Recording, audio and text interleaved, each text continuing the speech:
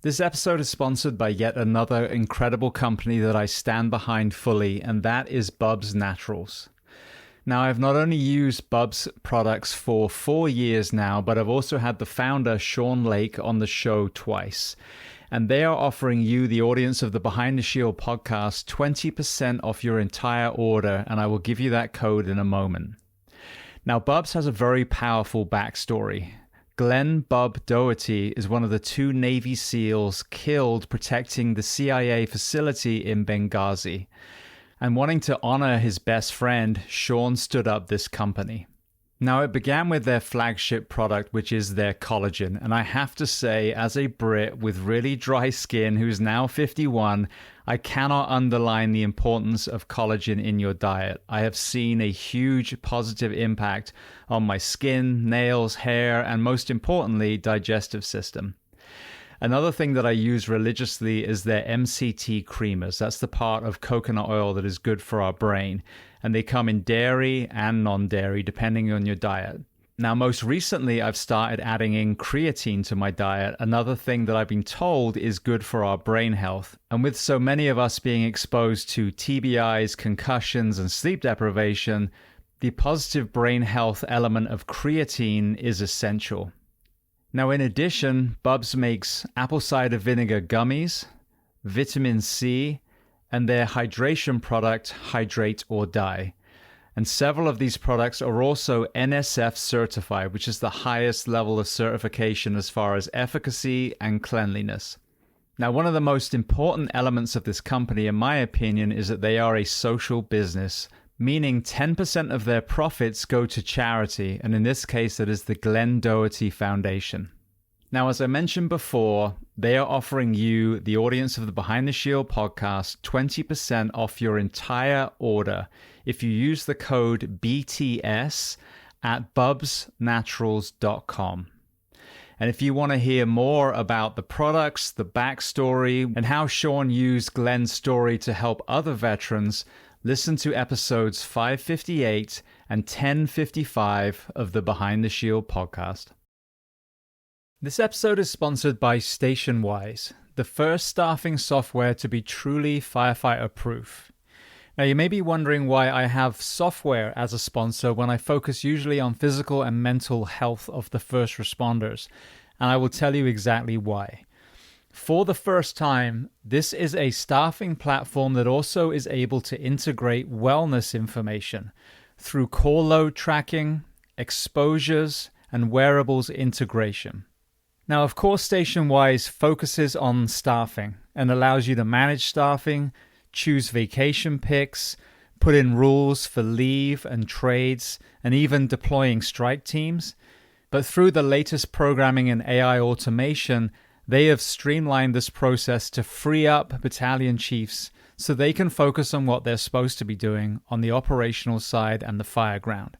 Now, StationWise is also able to monitor not only how many calls we've responded to in the shift, but the duration of the call, therefore the rest and recovery in between, thus monitoring the sleep deprivation that degrades our health and performance. It's accessible not only through the computer, but also on Apple and Android devices, meaning that you can access it not only within the station itself, but outside as well. Now, one of the most powerful features of StationWise, in my opinion, is the ability to run reports.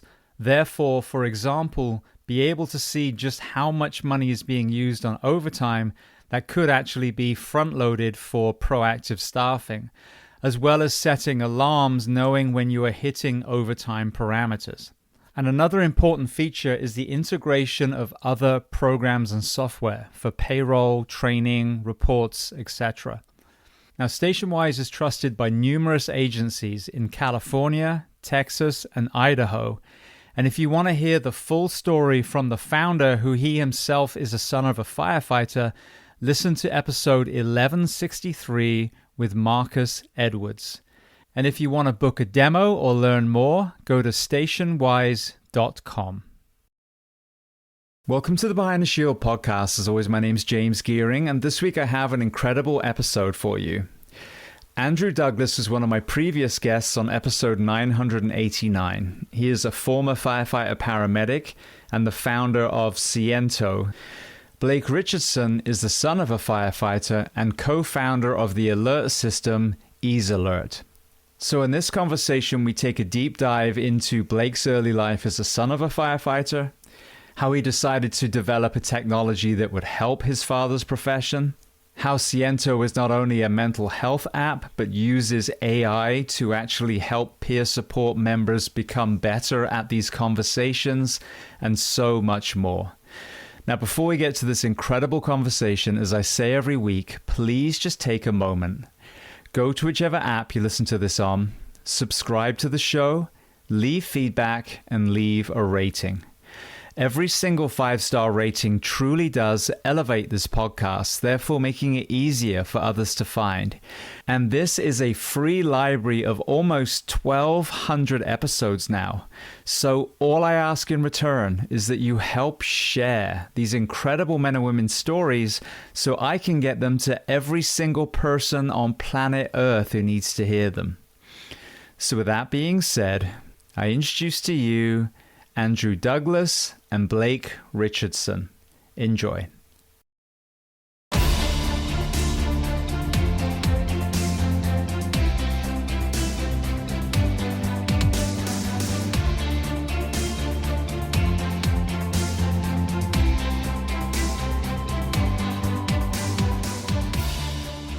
Well, Andrew, I want to start by saying welcome back onto the Behind the Shield podcast. And Blake, I want to welcome you onto the show for the first time today. Thank you, James. It's a pleasure to be part of it. Yeah, glad to be here, James. Good to see your face again. Likewise. Well, Andrew, where are we finding you on planet Earth this afternoon?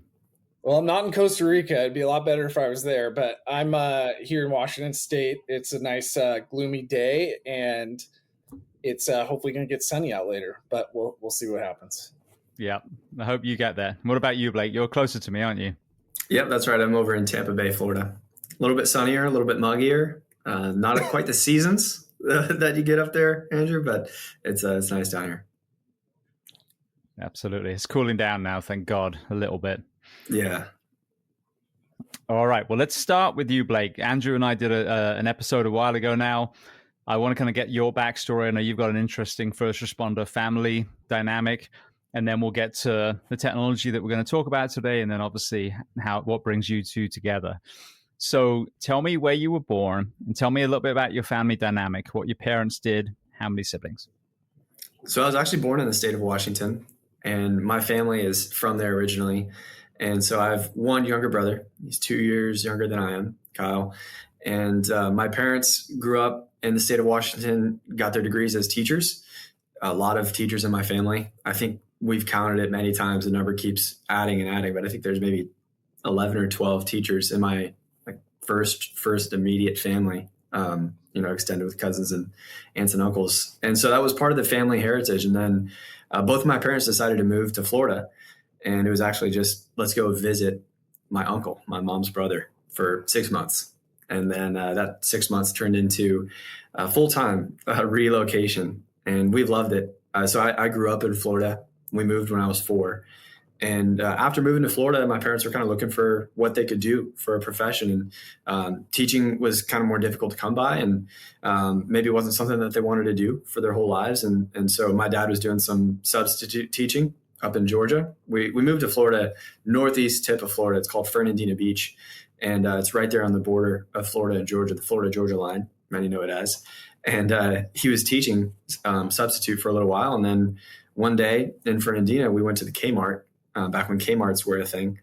And the local fire department was there with the ladder truck. And so we went up, talked to them, and the guys there said, hey, you should check this out as a career. You get every day as a Friday, so you can kind of do whatever you want on those other 3 days, those other 2 days, which I'm sure we'll talk about, James. But for him, it was pretty great because he wanted to be around my brother and I growing up, and we played baseball. So he got to come to all of our baseball games. He'd drive the engine over to the field and hang out, but it was a great profession. So I got to grow up around it in the firehouse with the guys and gals who were working there. And that was my first exposure to the fire service. Every day should be a Friday, not a Monday. And we will get to that. That's right. Well done. All right. Well, what about sports and exercise? What were you playing and doing back then? I was a baseball player. My lifelong dream was to be the shortstop for the Texas Rangers. And there was a very narrow opportunity of success there. And it didn't work out that way. But I'm really grateful for the turns in life that have gotten me to this point. On the call with you two today. But it was all about baseball. I loved every sport, basketball, football.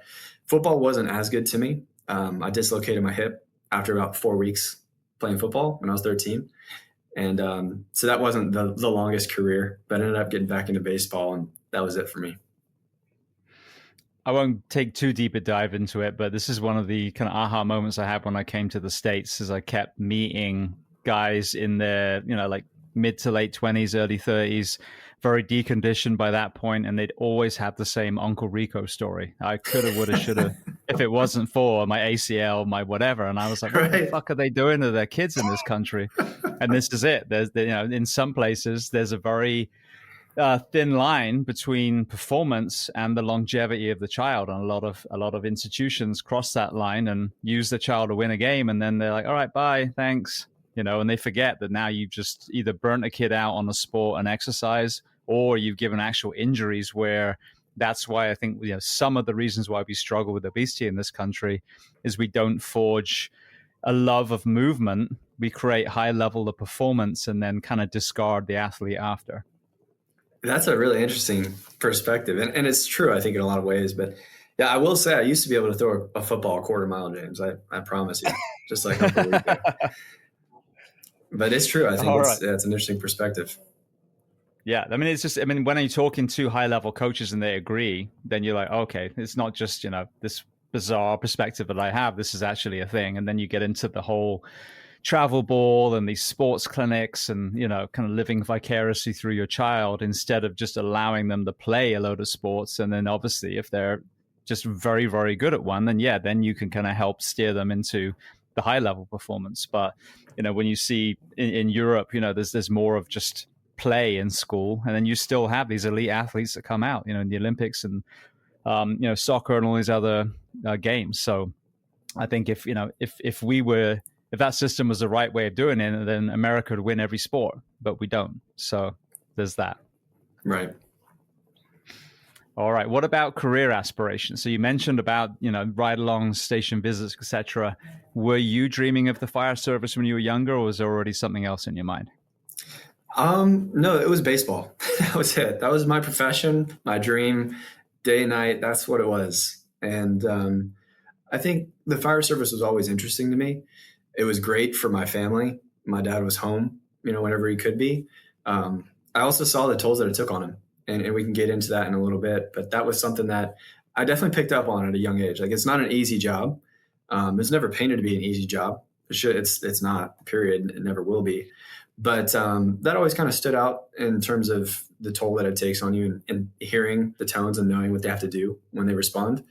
But I was interested in it. I went to college, and kind of in high school, early college, I was thinking maybe that's something I do.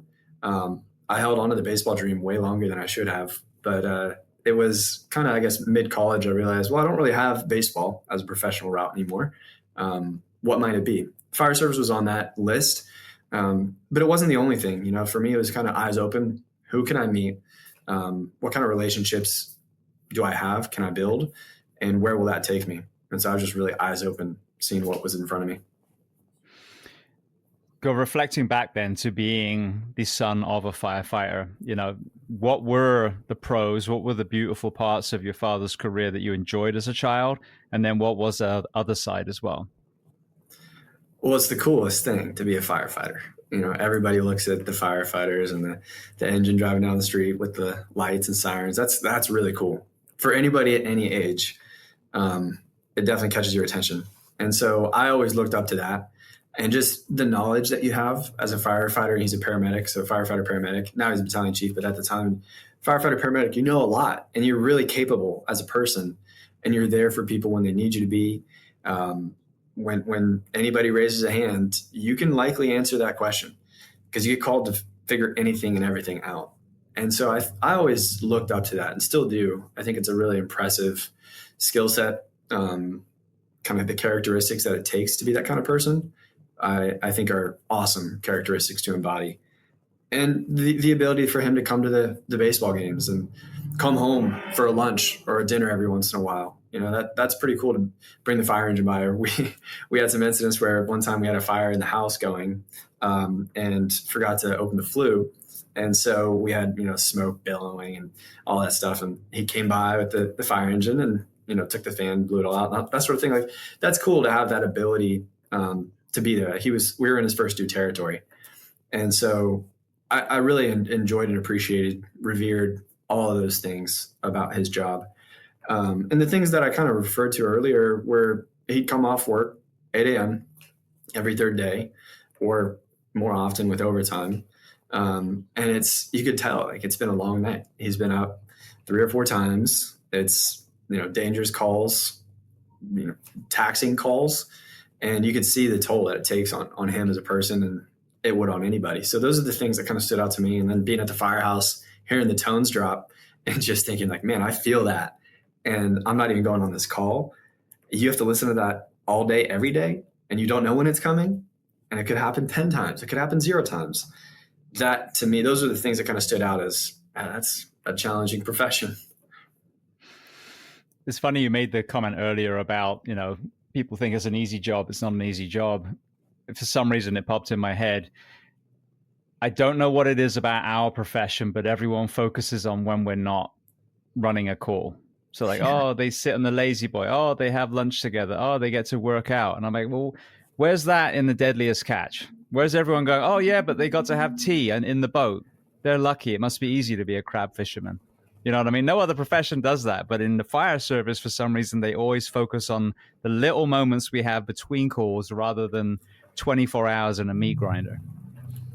Yeah, I don't get it. And it might have to do with the local community feeling like they're owed, taxpayer dollars. We're giving you a job. Well, yeah, your taxpayer dollars are going to make sure your house doesn't burn down. They're going to make sure that when you have a double compound fracture, that the fire department is there, or whatever it is, they're there. And I think people don't think about that because I don't know the exact percentage, but do you know off the top of your head kind of how often or what percentage of people actually call 911? I mean, it's not much of the population. No. I mean, if you go over their entire lifetime, obviously it's going to be more, but I forget, in a year it is, I think, single digits. So, it's like that, 80-20 rule kind of thing. Sure. Yeah. Call it 80% conservatively. We'll never see the fire department, which is a good thing. But they're like, well, what am I paying for? Well, you're paying for the fact that they will be there in 5 minutes or less, no matter what is happening, no matter what time it is. So yeah, people overlook that if things are going well for them. Yeah. Well, and also the fact that when those people arrive, the level of training that they've had to put themselves through, arguably many of them taken vacation days and paid out of their own pocket for a lot of those classes, which you don't see in many other professions. So, well, before we kind of take a dive into the turn that your career took, Andrew, let's kind of go back and do kind of overview. So for people listening that haven't heard the first conversation yet, give us an overview of your career in this profession, in the first responder profession. Yeah, I started my career out in Washington State, similar to where Blake comes from. And, I always wanted to be a firefighter. Ever since I was in kindergarten, going to the fire station and putting on gear, I was like, this is what I'm going to do with my life. And so I kind of, I guess you could say, went into a period of what am I going to do with my life? And I, in 9th grade, had the opportunity to do a ride along for, career day. And I instantly fell in love with the fire service because, and I'll be open and vulnerable about this, but I was seeking father figure and family in the fire service, and that gave what I was looking for. And so I was like, this is amazing. But unlike any toxic relationship, right, the chaos is not, doesn't need to be there, right? So, got my career as a firefighter and a paramedic, and ultimately, I didn't take care of myself. I suppressed all my feelings and my emotions, and ultimately it led to a suicide attempt and a complete change of my life, complete direction of my life. And, I'm really grateful that I'm here today. I miss the job. I don't miss the job. I miss the people in the coffee table. And the competition and playing pickleball and those kinds of things. Like that's what I miss the most about the job. I definitely don't miss working in Lakewood and being up all night. And I know we're probably going to talk about sleep, but that was a huge thing for me too. Once I left the fire service, like I didn't realize how sleep deprived I was and how sick I truly was. And, it's been a journey, and here we are today. So how many years did you have total, well, actually on the line? Career, I had 9 years, and then I started as a volunteer in 2005, and then I went to medic school in 2011. Brilliant. So when you were in these stations, plural, what kind of alerting systems did they have back then? Yeah, well, that's when I saw what Blake was doing, I got excited because, we had the old school red lights come on, the fucking truck is running another call in the middle of the night and I'm getting woken up, right? It was brutal. Being at my station, we typically it seemed like every night we started running calls at 6 p.m. and I slept all day. It just got exhausting because either you're going to hear it in the next room or it's going to come on in your room, these calls, and it just totally drains you. Was it one of those as well where even if it's a different rig, it's waking up the whole station every time? Yep. And in my first department, it was the whole fucking county. It was a small department. I'm like, why are we listening? I don't care what Shelton's doing, like I want to sleep. So it was just like our policy that, you had the alerting system. We did change systems though. But it was still, you got woke up by your department. So instead of being woken up by the county, you now got woken up by your department, but it was still pretty crap. When I went to my first department, Hialeah, it was the old, wake everyone up, scare the hell out of you. And then when I went to Anaheim, there was the first station I was assigned to, they had not individual dorms, but they had the little, cubbies, the little compartments within the communal dorm. But they had that alerting system where you could actually punch in what rig you were in. And then you sat, kind of rig appropriate. And after a while, you got used to it. You really did. There was an LED strip that would kind of give you the visual stimulus, and then you had a tone that you could set higher or lower. And usually, the rest of the bunk room, if they didn't have a call, or if they had a call, they'd be pretty good the next morning, and they'd say, how'd you guys do? And then, whichever rig got murdered that night would look at them with this disdain and be like, we had 4 you guys slept through. So I saw, an element of, you can actually, be intelligent with alerting systems so that you're not waking everyone up. Well, then the next 2 I went to again, it was back to the old way on the East Coast. And the last one I worked for, I even brought to them the Anaheim system. And their communications chief at the time was like, this is a really good idea. Let's do this. And then they fired him. And then the administration said, actually, no, we're going to wake up the whole bunk room and put a monitor in the bunk room so they can see where the call is. So now you've got everyone woken up and an LED screen that's now illuminating the whole dorm. So I've seen, this to and fro. And really, if we're being completely blunt and honest, it's about egos in administration to actually want to change. So with Andrew's perspective and mine now in 4 fire departments, let's go back to you, Blake. So what made you even kind of think about firefighter alerting systems? And then let's talk about the wearables that you've developed. Yeah, the first thoughts were around hearing those tones. So you're out there for a Thanksgiving meal or just hanging out for breakfast and you hear the tones. And like I described, I'd feel that in my heart where it's like, whoa, okay, there's something going on here. And it might even be the other station or the other department in the same county, to Andrew's point. It really doesn't matter, what the call is, you're going to feel that alert.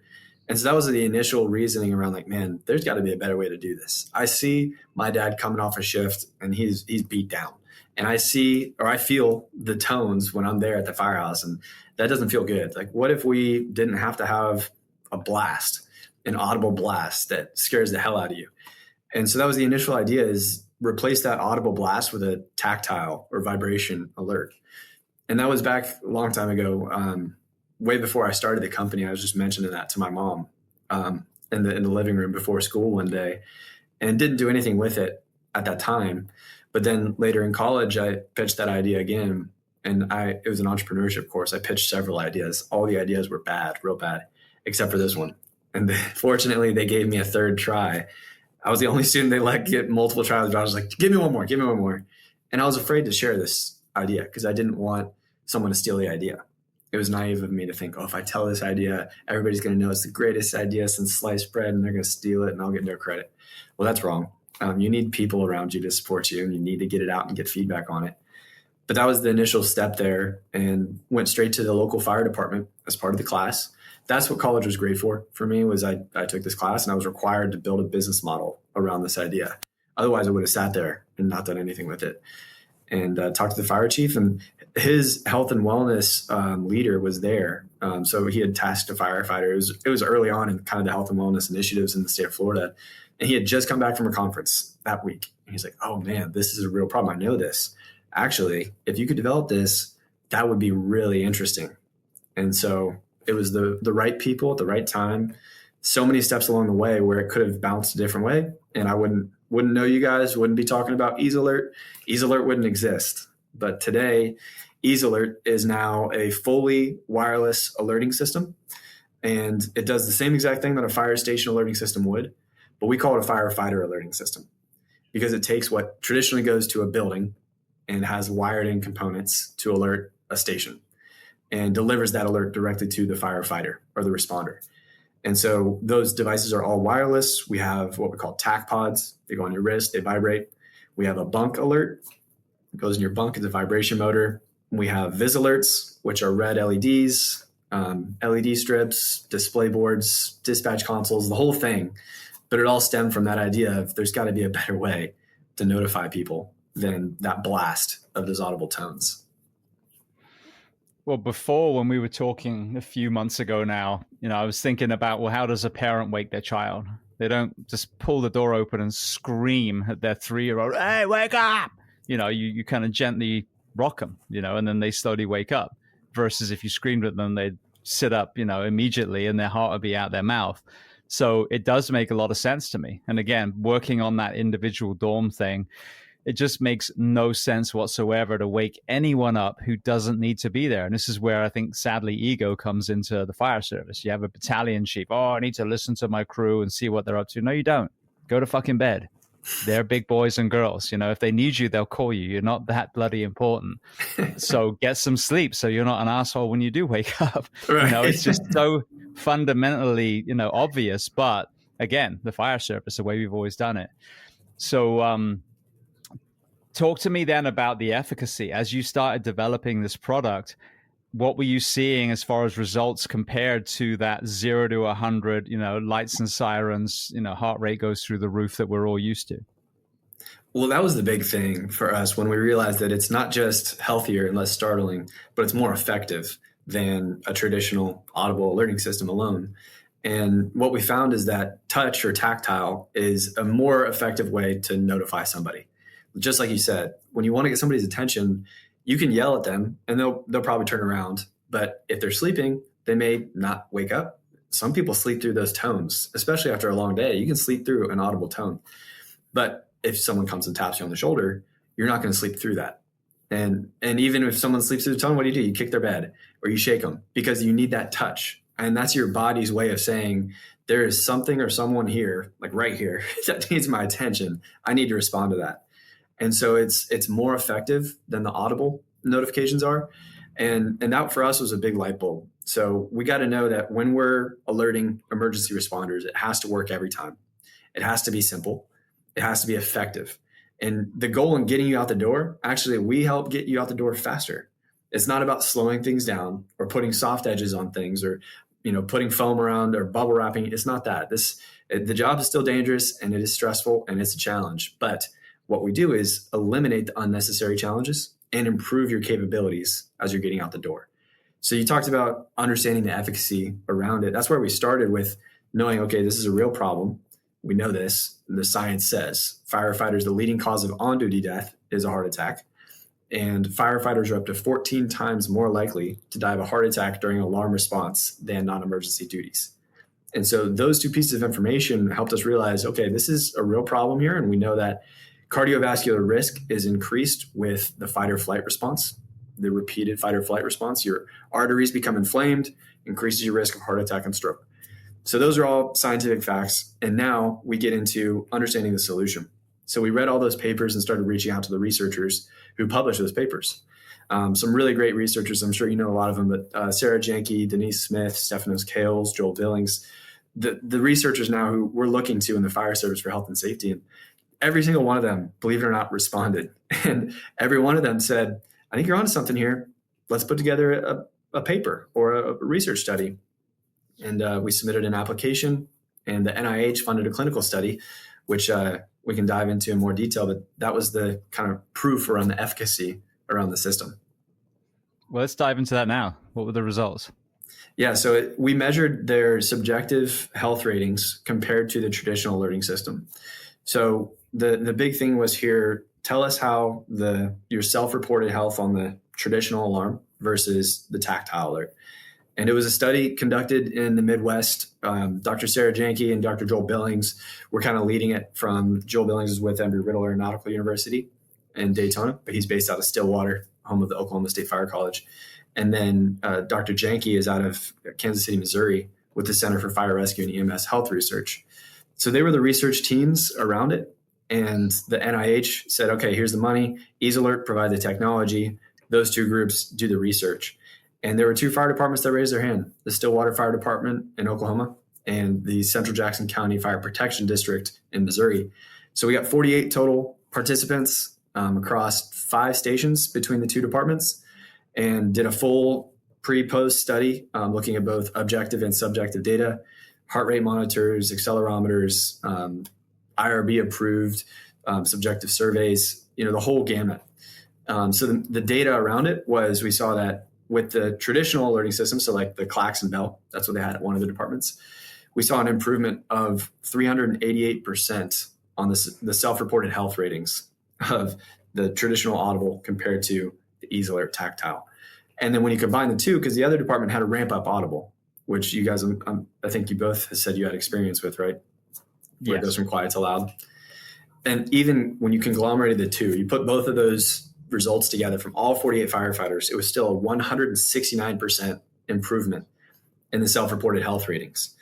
And then even more than that, we asked, what is your agree or disagree with this statement? And it was, EaseAlert is less startling than the traditional alerting system. And you guys know, anybody listening to this podcast knows getting firefighters to agree on anything is a challenge. Like what's for dinner, what color are the new t-shirts, anything is a challenge. And we got 95% of those respondents to agree or strongly agree that it is less startling. And then we asked, how does it affect your response capabilities?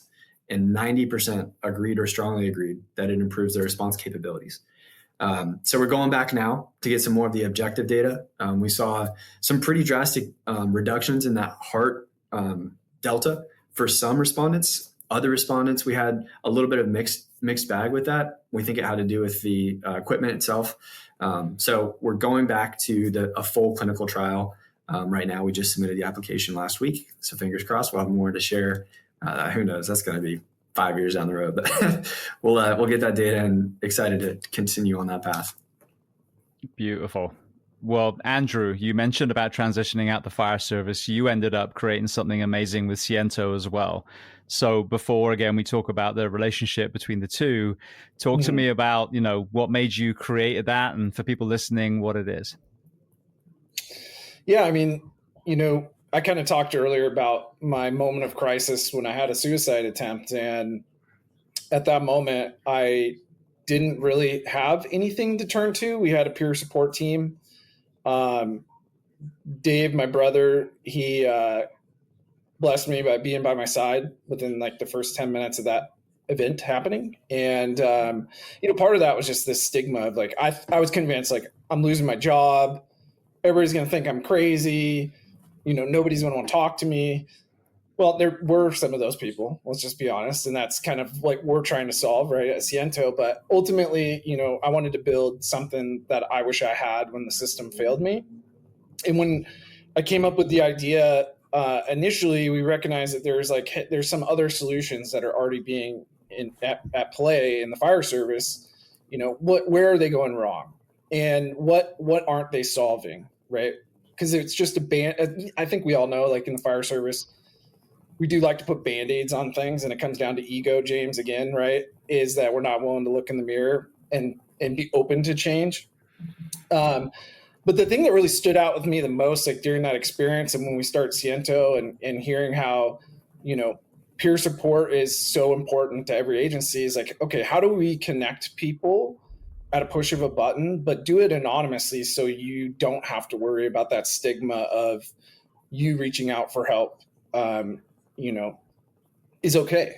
It's totally okay. And I hate the saying, like, it's okay to not be okay, to be honest. Like, we all suffer. Every human being suffers. Everybody we're walking next to is suffering.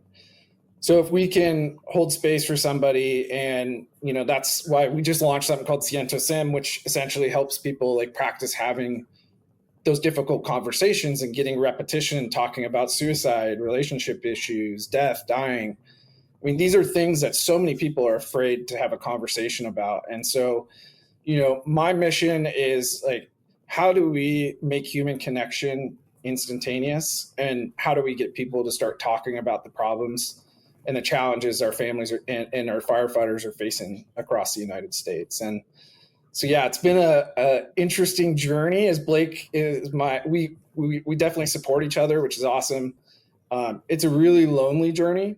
At the same time, the job, anybody that's watching this, like if you're a firefighter and you're like, I want to start a business, or I'm thinking about starting a business, fucking go do it today. Just do it. Don't care about what anybody else thinks. Like Blake's saying, you think your idea is great. Your idea doesn't mean anything until you execute it. It all comes down to execution. And you can have nothing. I started my company. I lost everything. I went through another crisis moment, and ultimately my wife took my kids away, and I had $73 in my name. And I just had faith and belief in myself that, we can't, what I'm trying to build is a thing, and nobody believed me for the longest time, but I didn't quit. And so if you're thinking about starting a job, or a new career, or you want to start a business, just do it. Don't let anybody hold you back. You're the only person that's holding you back from success. So yeah, it's been a fun journey, and I'm super pumped kind of share what Blake and I are up to, and how we can support firefighters together. I just saw an Instagram video from Stephen Pressfield, the author, and I love his work. I think he's so spot on. And in this writing journey that I've been on, I definitely heed a lot of his advice. And I think he was responding to a question he gets a lot, which is, well, what about competition? And he goes, 99.9% of people are going to give up. Yep. And it's funny because when, you're talking about, the businesses that you've created, I was thinking even just talking about the 24/72 in the fire service. You talk about an island. I was on an island for a long, long time, getting laughed at, getting ridiculed. And I knew it was the truth. I knew that it was the solution. It was the biggest herd of elephants in the room. And just like the two of you, when you've got something that needs to be out there, then it doesn't matter. If you get knocked down, you just dust yourself off again. But yeah, I mean, if the first time you get knocked down, you're like, oh, I'm going to do something else. And obviously it wasn't really burning in your heart. But I couldn't agree more with both of you. If that thing is there, then I think you're not driven by the money, you're driven by the mission. And hopefully for all three of us, we'll be able to see some financial gain at some point from this. But yeah, I couldn't agree more. This is what's exciting about entrepreneurship in the first responder professions, and why we shouldn't be relying on overtime as the be all and end all for our income, is that the skills that we have, whether you're an actual first responder, whether you're a son of a first responder, you can forge another entire area where you're also making the world better, even if you're not wearing a uniform anymore. Yeah, without a doubt. Yeah, I think too, you bring up like competition. We talk about competition. Like, I like to win. I'm a winner. I'm a firefighter, right? Like I'm competitive. And it's been really interesting to see like transitioning from the fire service where it's more a team-led environment to an each your own environment has been a very different experience for me. But what's really exciting is competition drives innovation. That is what competition is about. So if you can out innovate me and out execute me, go for it. But our team is ready to innovate, and like that's why Blake and I are working together because, we believe in people first. Like I think with everything that's going on in the world right now, like, we have an opportunity to choose love and choose people first over money, over anything else. Because at the end of the day, like that's what matters. Like your job doesn't matter, your house doesn't matter. It's the people in the community around you that truly matters. And so, I heard not too long ago, like this saying that really stuck with me and I'll always remember it, but it's comparing like what a buffalo and a cow do in a storm, right? Like buffaloes run into the storm and through the storm. And as hard as that is and difficult as it is, if you fight through that fear, if you fight through that feeling that you have, I can't do this, you're going to get out the other side a lot quicker than the person who runs away. So I think as a fire service in general, when it comes to wellness, and it's not just mental health, it's whole body wellness,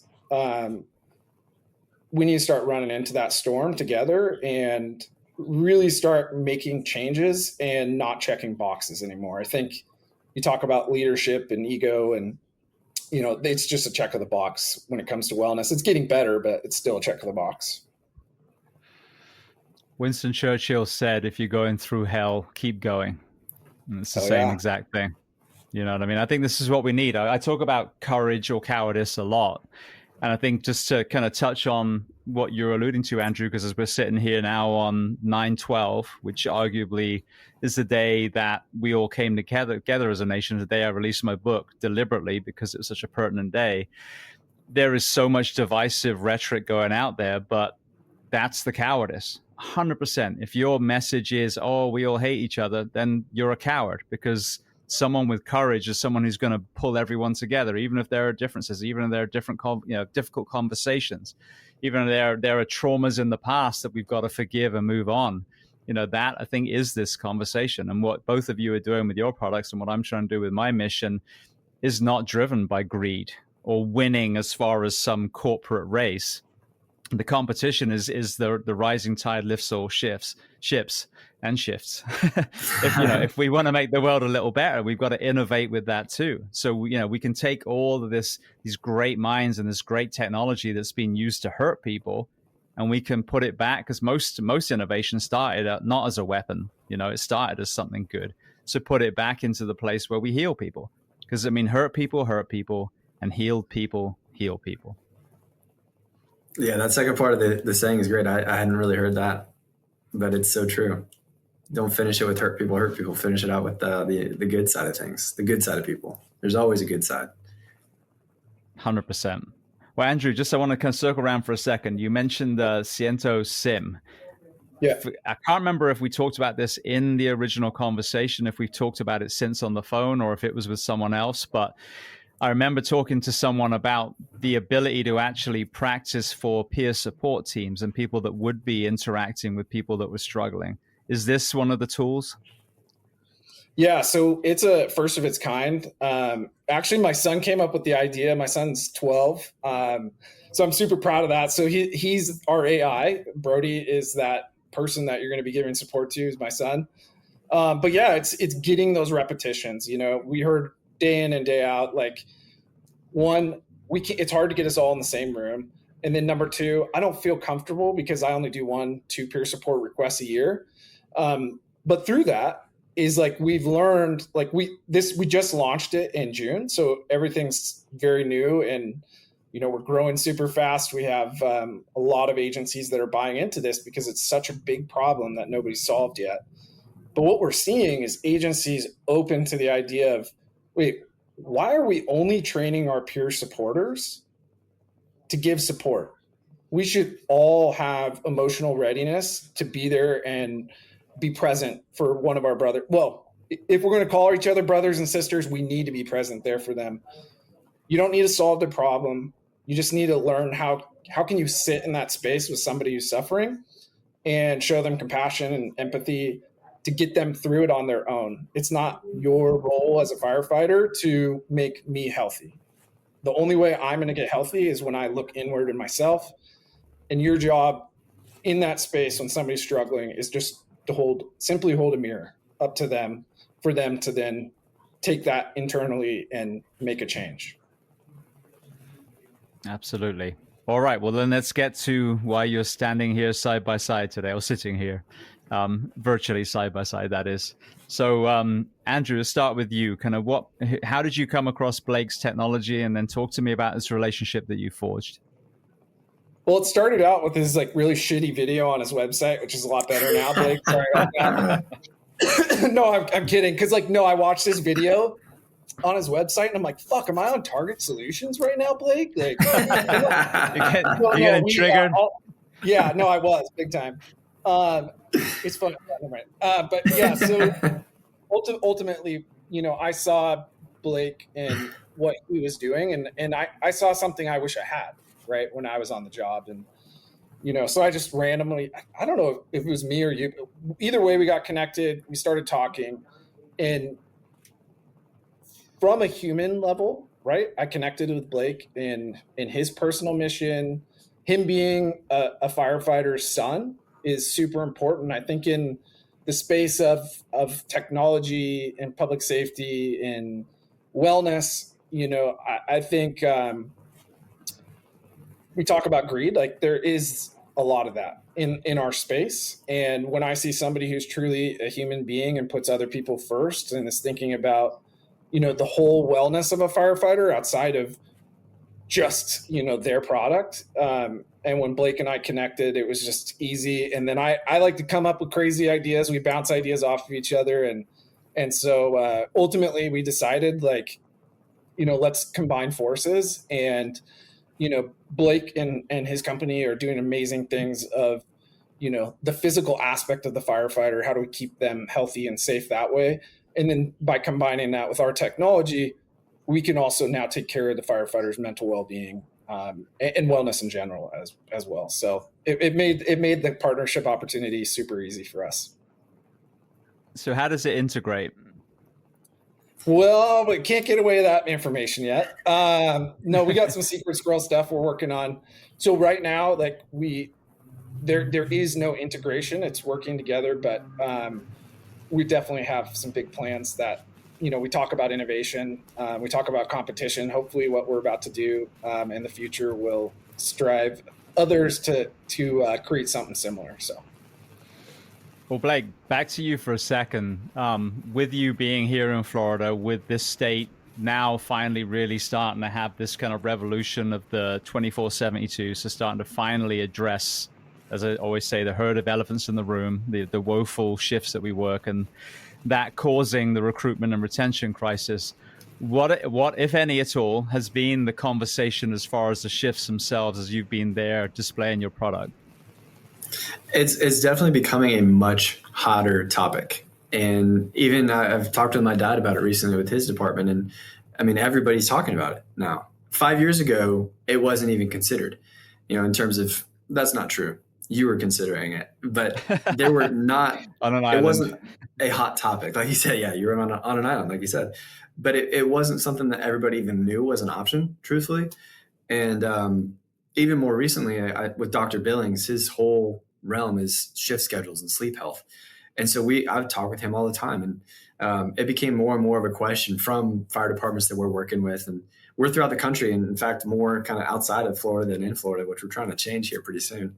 But we're hearing from all over the country, people are really focusing on this.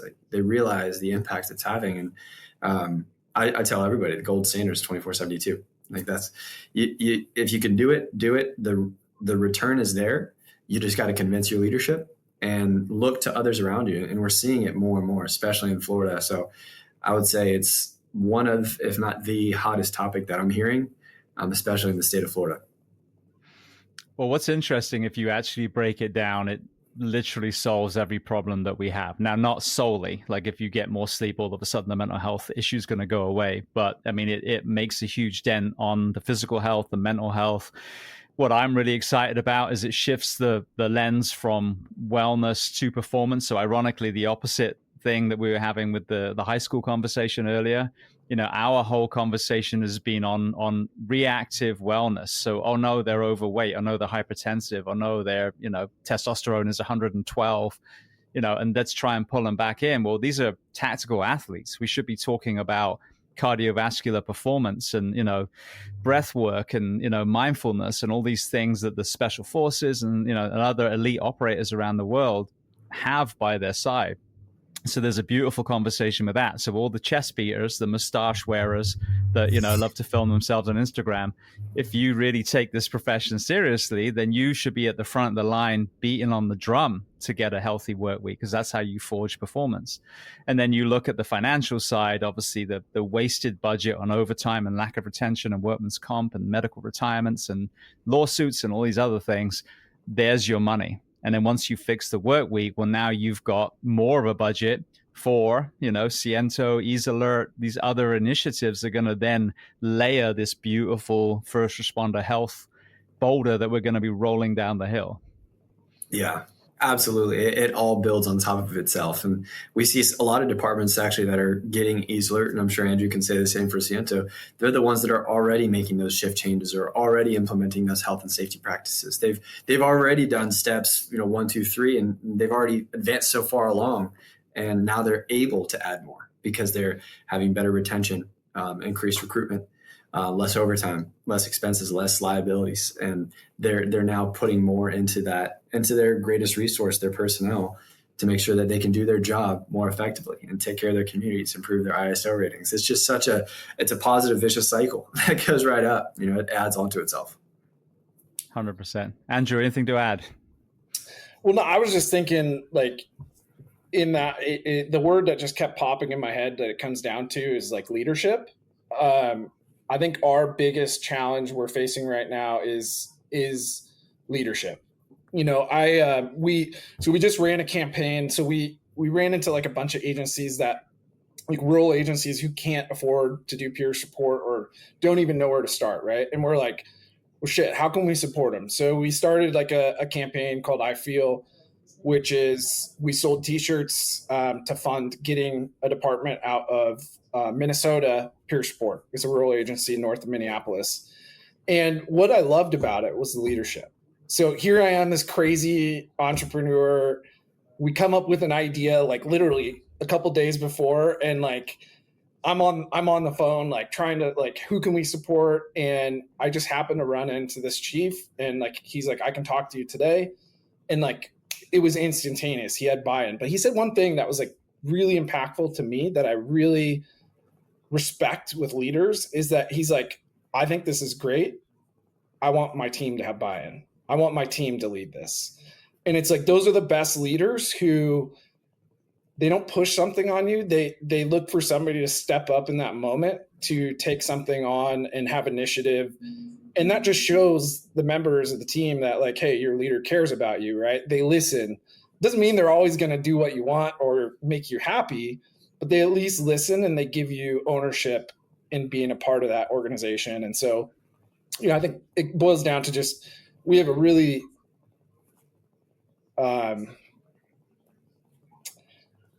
we have very toxic leadership in the fire service, and I'll just call it out. It's getting better. We're having different generations come in, but we still have a long way to go. And so it just boils down to leadership. People just need to step up. And it doesn't mean you're a fire chief to be a leader, right? A rookie firefighter can be a leader of their organization just as much as a fire chief can. There's a Texas department that I think literally on Tuesday is going to be able to publicly announce that they're the first department to go to 24/72. And I know that one of the people spearheading it in that department just hit his first year in that department. Wow. So there we go. Leadership within that department. So amazing. And I'm not saying he was the only person by any means, but definitely one of the driving forces. And this is what I've seen as well. When we go back to the mental health conversation, I was talking to someone about this just today.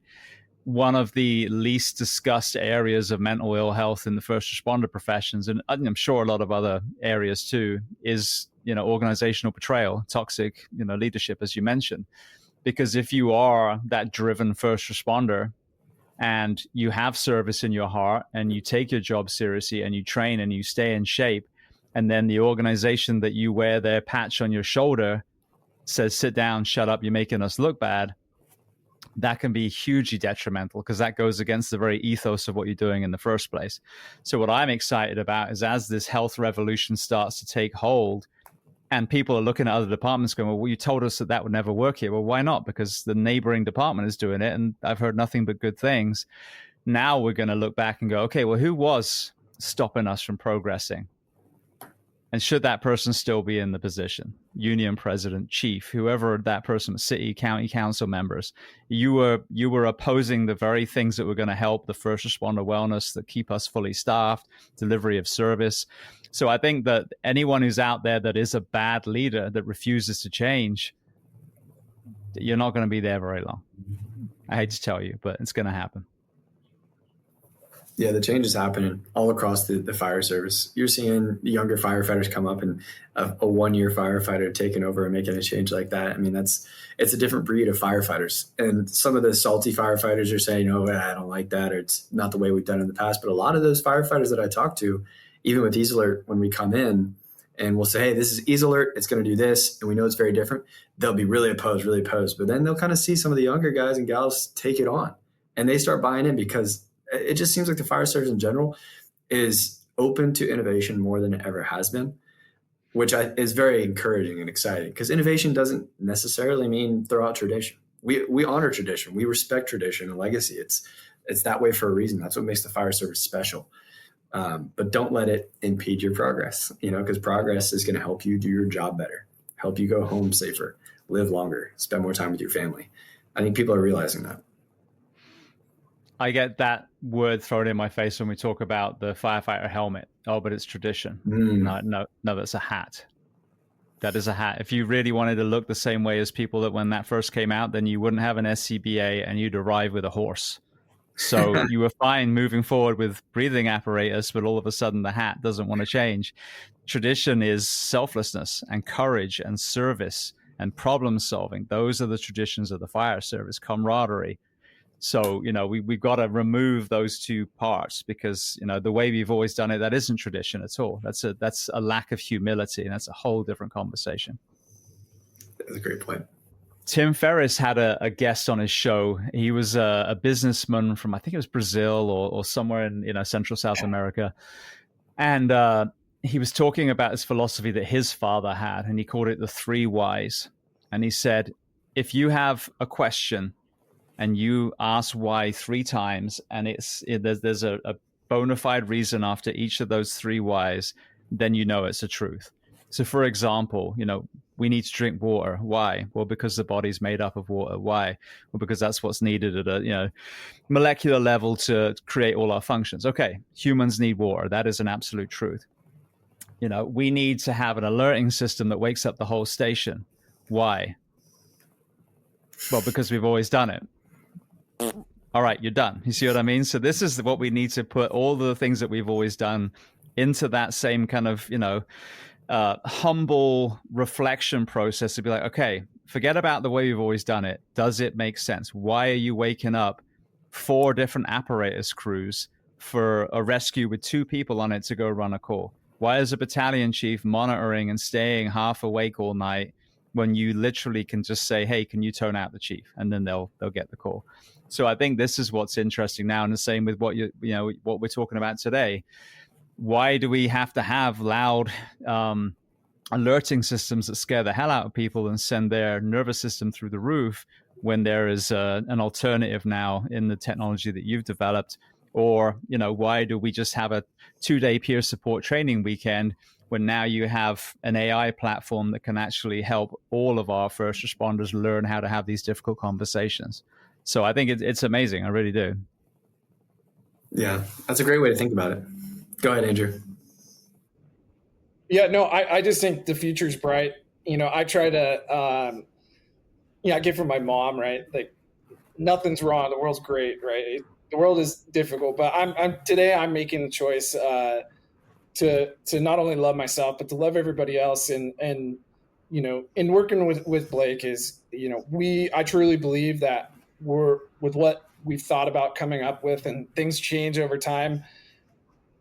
I don't think that there's going to be one solution out there that's going to work. But I think when you have people who believe in the mission and the outcome of, you know, at the end of the day, we want all of our firefighters to go home to their family. And, you know, and that's when we talk about mental health too. Like, we don't talk about the macro level of problems that come from, you know, Washington State's looking at cutting mental health benefits for firefighters to save money. Well, here's the thing. You're destroying families. Now you're going to have depressed and anxious kids who are now in therapy and on medications. Like, I mean, that's how our society works. You have, you know, trauma that's being spread throughout your agency because you're not taking care of things. Like, you know, the time for change is now. And you know, it's amazing to have people like yourselves that are speaking out against this, because the times we can't lose any more people. It's getting sad. Well, even from a false economy point of view, you cut mental health benefits. What are the downstream costs of that? And this is the reverse of what we're seeing in the 24/72. You keep working your first responders as a 56-hour work week. What's the downstream cost? Well, we're living it now. Congratulations, fire service. No one wants to do the job anymore. Cities and counties are bleeding money. We just discovered what happens if you don't change. So the opposite is true.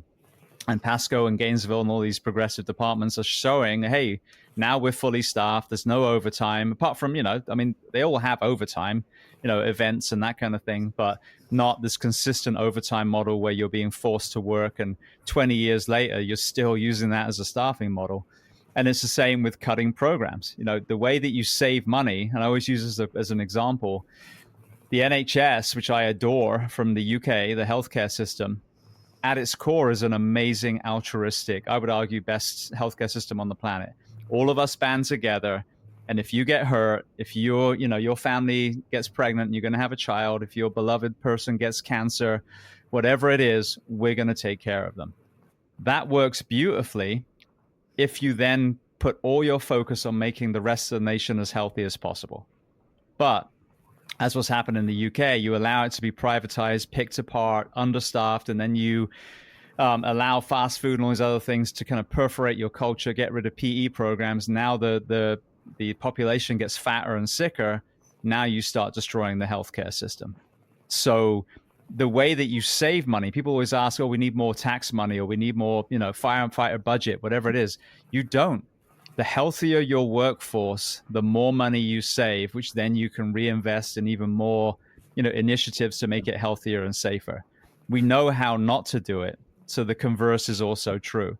When you fix the work week, when you put in a better alerting system, when you have access to mental health resources, all these areas, you're just amplifying the healing effects versus what we're doing at the moment, which is amplifying the Jenga tower effects. Yeah. Well, No. I think too, our politicians, like, and I'm just going to be really blunt, we don't matter. Me and you don't matter. We're dispensable, right? I've never felt more inhuman than what I've experienced dealing with the state of Washington and the system. It is horrible, absolutely horrible. And you wonder why our firefighters are asking, they're saying, hey, I need help. And then they go get help and they come back and kill themselves. That period of time after treatment, you go into treatment, is the most vulnerable state a person is going to be in. But you know what the fire service does? They don't fucking talk to you about it. They want to walk away from it because it's uncomfortable. We don't want to talk about it. So now we leave our brothers and sisters suffering alone, you know? And it's clear that all we are is nothing more than a body, right? Because it's clear investing money in my mental health is not valuable. It doesn't matter. That's what the optics look like to us as firefighters. And ultimately it comes up, I mean, who's better at organizing than we are, right? We kick ass like that. We need to step up and fight these states and cities like Denver who are cutting mental health benefits for firefighters. We need to step up and fight for them because it's just going to make this problem 10 times worse. We're just kicking that can down the road. And I was going to add on, James, you kind of talked about the way we think about the fire service and investments, or what's my return on this. Of course, it all comes down to the dollar. So you have to speak that language to make it make sense. And one of our investor advisors, Stefan Truthen, he works with the Berlin Fire Department, and he's just a visionary in the fire service. And he talks about the fire department is not a cost factor, but a production center. Don't think about how much it costs the city for a department to run emergency response. Think about how much it produces for the city to provide that service to your communities.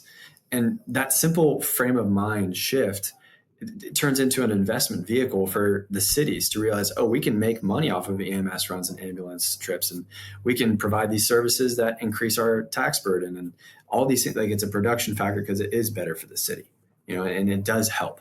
And so lean into that. It's really, like you said, just change that frame of mind. One of the things that I hate hearing is the fire service is a business. And I know that's kind of partially what he said, but what I mean is, that's thrown out there a lot. And I've always said, okay, well, if it's a business, why do we treat it like an Indonesian sweatshop and not Google? Because I went to Google HQ in London a couple of years ago, and they have a free cafeteria with all kinds of healthy food. They have gyms, they have daycare, they have flexible hours, because they understand that a healthy and happy workforce is then actually going to be more innovative, more efficient, and more productive. Yet, conversely, you have the way they look at us. So again, no matter how you look at it, if you look at the corporate world, the UK and Iceland specifically have just finished a study, and hundreds of businesses went to a 4-day work week, 8-hour day work week with 1 hour lunch, and equally as productive, again, innovative, efficient, but less sick time use, happier workforce, happier customers, obviously. So when the corporate leaders are doing these proactive changes that we're fighting for, and the fire service has the audacity to say we're a business without actually asking the business leaders what they're doing, it just goes to show the huge disconnect. We're not a business, we're a service.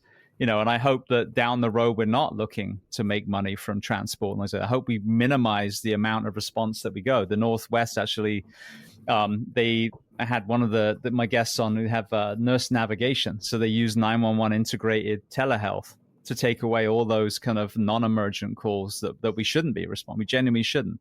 And empower the parent, the caller, whoever it is, to say, would you like to choose for yourself, treat at home, urgent care tomorrow, whatever the thing is. And that eliminates a lot too. So it's okay for the corporate world to take some of our calls. And we shouldn't have to justify our existence. But the problem is we've been asked to be the healthcare for the entire country, which is wrong, which again circles around to a lack of leadership. First responders should not be responding to non-emergent calls. And especially with the fear mongering, but there was this one time where it came in as a tummy ache, and that happens. And you got to put your big boy pants on, make sure that we're being diligent. And if someone falls through the cracks, you can't, it's not a foolproof system. Those are going to happen, but you can't tar and feather the whole profession because of these anomaly events. Mm-hmm.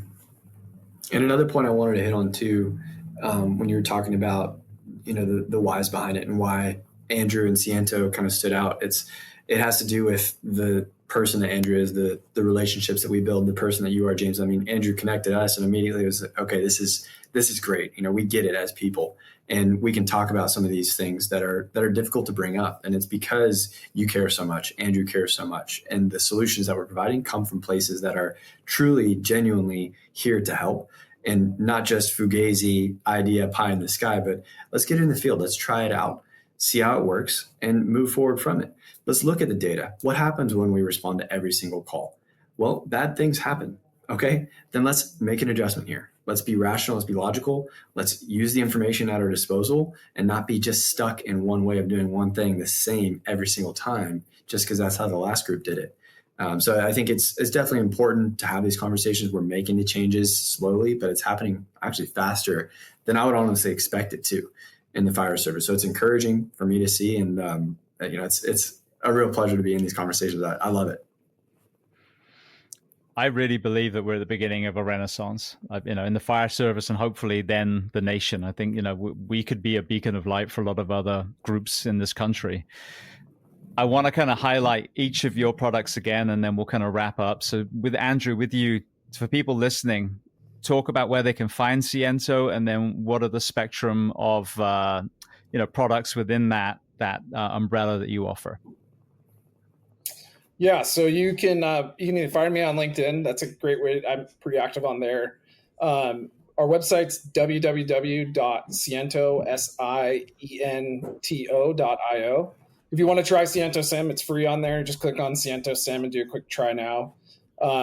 So we already kind of talked about that. So part of our product too is what people really wanted is like a peer support management system. So essentially, we built the operating system for you to run your peer support team on. So all of your communications in an encrypted environment, all of you understand what ongoing requests you have, but in an anonymous fashion. So we're not, giving away identifiable information, but at least peer support teams understand the workload they're under.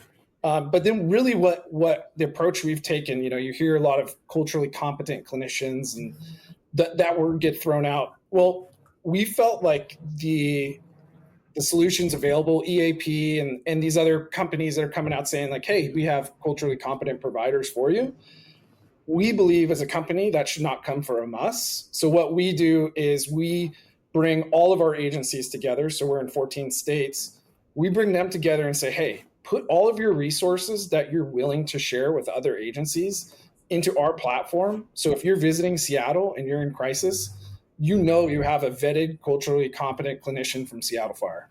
Or you're in San Francisco, right? There's some news coming out of San Francisco soon. Ultimately, these organizations are just not organized and they need this operating system. And that's what Siento has done, is built that. And then the mobile application aspect of just connecting, we have a network. So there's nothing like this out there right now. And that, we give the individual who's struggling the choice. Do you want to access your peer support team, or do you not feel comfortable with that? And you can reach out to the network. And then we use the agency's peer support teams to support each other. So again, that comes on to that individual peer supporter. Am I ready and open to taking something outside of my agency? And if they are, they can get connected. So yeah, it's super exciting. We have a lot of growth happening right now and changes happening and some other big partnerships happening. So there's going to be a lot coming. We're moving super fast, and it's been a very humbling and lonely journey. But I said it. I hate being seen. Like, this is something I learned about myself. I hate being seen. I know it sounds weird, but at the end of the day, like, I'm willing to go through that uncomfortable feeling if it can save somebody's life. That's what I'm chasing. And I know this is probably not healthy, but I'm chasing that feeling of saving somebody's life again. And I want to save one of my friends' lives. Like, that is my goal. I've lost 5 friends to suicide, and I'm done with it. So whatever it takes to end this, like, I'm going to keep going until it ends. Beautiful. Well, Blake, same question to you. Yeah, so you can find more information at EaseAlert.com. That's EaseAlert. EaseAlert. We're on Instagram, LinkedIn, and Facebook as well. I'm personally on LinkedIn, Blake Richardson. So a lot of information is on there, and we have a new website coming out really soon here. So we also have a new video, thanks to Andrew's feedback. And we've improved a lot of those materials to help you come to a website, understand what it is, and start bringing it to your department. What it is, it notifies you. It's your alerting system. So it can be an add-on. Let's say you have the latest and greatest. Your city just invested multi-million-dollar project on the latest and greatest fire station alerting system. No problem. You can add EaseAlert right onto that. So it's still a great investment that you made. You don't have to tear anything out. You're just adding on to it and enhancing your capabilities with our tactile alerting. So you can shake the bunk on the wrist as well with the tac pod, and then any other wireless alerting solutions as well. Or if, let's say, you're in a rural area, unable to afford that multi-million-dollar project, but need something because you're waking up to buzzers from a high school basketball gym. I've seen that, actually. You can get EaseAlert and install it in a day, It's a wireless system. Like I said, you just plug it into a wall outlet. You got your lights, you got your tactile alerts. We even do audible alerts as well. And it grows with you over time. So it's fully modular, designed for your needs and your needs only today and into the future. Fantastic. Well, I want to thank you both. I'm excited to hear about, when this does begin to integrate as well. But for now, I think it's been an amazing conversation hearing these two kind of systems side by side. And, again, as we said, layering these solutions. One of the things that really just irks me is when people say, oh, yeah, but it's complicated. There is no greater rhetoric of the coward than saying something like that. There are multiple parts to it. Yeah, of course. But when you go to the grocery store with a list, you don't go, oh, but there's lots of things I got to buy. You just go aisle by aisle and you buy the things that you need for the day. It's the same as this. What are the problems? What are the things that we can use to improve each of those areas? So you guys have brought two, amazing platforms to this conversation. So I want to thank you both for being so generous with your time today and coming on the Behind the Shield podcast. Thank you, James. Yeah, thanks, James. Appreciate it.